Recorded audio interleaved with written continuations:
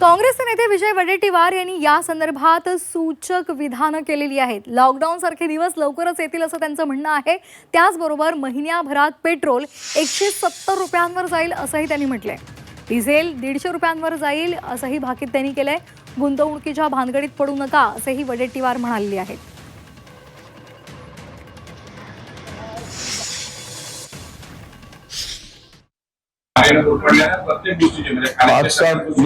पाच सात काय टप्प्याटप्प्याने पुढच्या महिन्याभरामध्ये 1.5 महिन्यामध्ये 150 रुपये डिझेल झालेला दिसेल, 170 रुपये पेट्रोल झालेला दिसेल। कारण तेच ते काय सांगू, आता एकदा सांगितल्यानंतर ज्या पद्धतीनं देश चालवला जात आहे, हा देश खड्ड्यात टाकण्यासाठीच चालवला जात आहे। देशातील गरीब माणूस, देशातील मध्यमवर्गीय माणूस हा मरणारच आहे। याला मारायसाठीच हे सरकार आलेलं आहे। पुढचे दिवस लॉकडाऊनच्या परिस्थितीसारखे दिवस आता लवकरच येणार आहेत। त्यामुळे आम्ही जनतेला आवाहन करतोय की आता तुम्ही असलेले पैसे जे काय ते सुरक्षित ठेवा।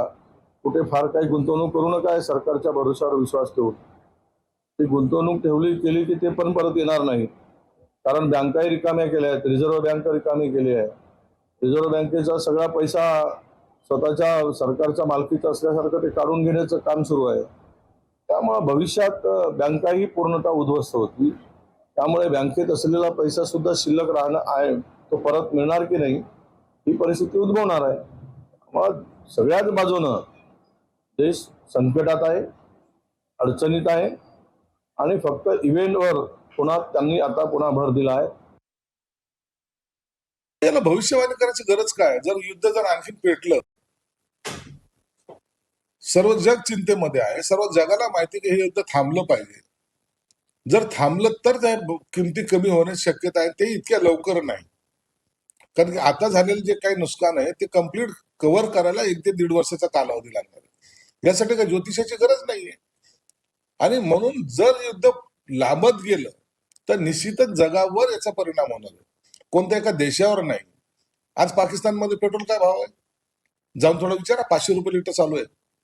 म्हणून काही ठिकाणचे तुम्ही आपल्या देशावर काय थोडंसं पेट्रोलची दरवाढ झाली की आपणच केली, जगात कुठंच झाली नाही असं जे दाखवायचं चित्र निर्माण करताय, हे खऱ्या अर्थानं माहितीला बदनाम करण्याचं एक त्याचं षडयंत्र आहे।